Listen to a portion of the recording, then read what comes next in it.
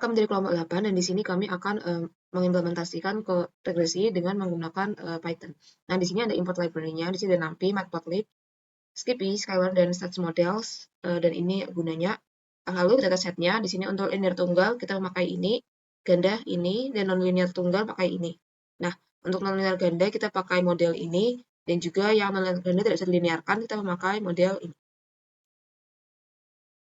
Untuk datasetnya kita ambil dari 1 sampai 5 sebenarnya N, dan N-nya itu 100 sampel data.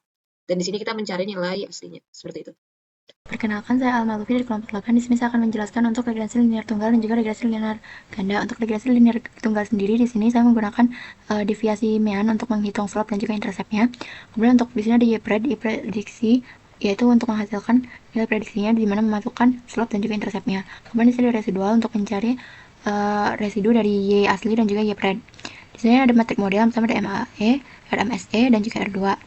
Untuk hasil fungsi berikut menghasilkan hal seperti ini, di mana koefisiennya mendekati koefisien asli untuk baik intercept maupun koef x1. Kemudian untuk metrik modelnya juga menunjukkan angka yang cukup baik untuk modelnya.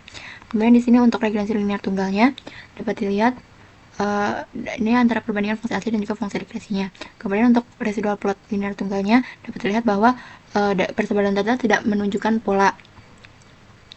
Kemudian untuk regresi linear ganda, di sini saya menggunakan bentuk matriks dari fungsinya untuk memudahkan agar model lebih fleksibel. Kemudian di sini ada YPRED untuk prediksi data, kemudian untuk hasil prediksi. Kemudian di sini ada residu dan masih sama sini ada metrik model juga. Dan kemudian di sini ada FIF untuk mendeteksi apakah terjadi multikolinearitas dengan rumus sebagai berikut. Kemudian untuk hasilnya sendiri di sini dapat terlihat bahwa interceptnya baik intercept dan coef x1 dan x2 mendekati nilai asli dari fungsinya. Kemudian untuk metrik model juga menunjukkan hasil yang cukup baik. Untuk hasil VIF-nya sendiri sini dapat terlihat bahwa tidak terjadi multikolinearitas karena nilai VIF untuk x1 dan x2 mendekati angka 1. Berikut dapat dilihat untuk grafik fungsi asli dan fungsi regresinya. Di sini terdapat jarak antara fungsi asli dan fungsi regresinya karena di sini grafik dibentuk dalam dimensi 2, sedangkan fungsi asli dalam dimensi 3. Kemudian untuk di sini untuk residual plotnya masih terlihat juga persebaran datanya tidak berpola dan mendekati 0. Saya Francisca Nita Iswari akan menjelaskan mengenai percobaan regresi nonlinear tunggal.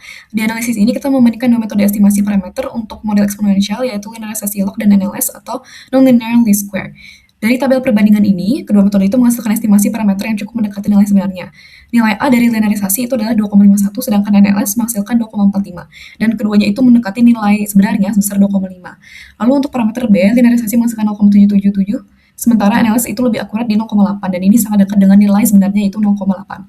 Dan secara keseluruhan NLS ini sedikit lebih unggul karena error rate NLS itu sebesar 0,9739 dan lebih tinggi dibandingkan linearisasi di 0,9727. Lalu RMSE dan MAE NLS juga lebih kecil, artinya error prediksinya itu lebih rendah. Lalu kita bisa lihat dari grafik regresi kedua metode itu, di sini yang menggunakan NLS itu yang hijau ini lebih mendekati fungsi sejatinya yang hitam ini dibandingkan dengan yang linearisasi atau yang oranye ini. Lalu kita juga bisa melihat dari grafik residual kedua metode itu menunjukkan pola residual yang tersebar acak di sekitar 0, dan ini itu pertanda baik bahwa model sudah cukup fit, tapi memang residual NLS tampak sedikit lebih merata dibandingkan linearisasi.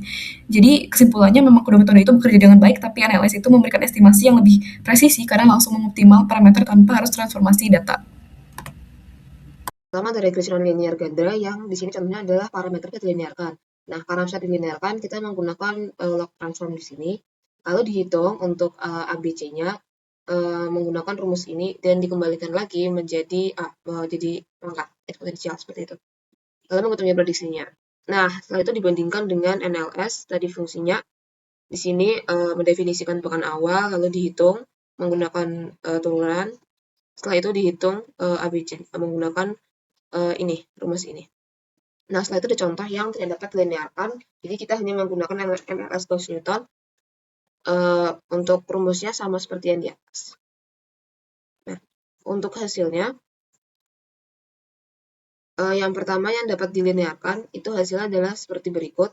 Jadi untuk ABC-nya sudah mengikuti fungsi aslinya, R2 juga sudah mendekati 1, yang artinya dia modelnya sudah bagus. Untuk grafiknya ini sudah mendekati fungsinya.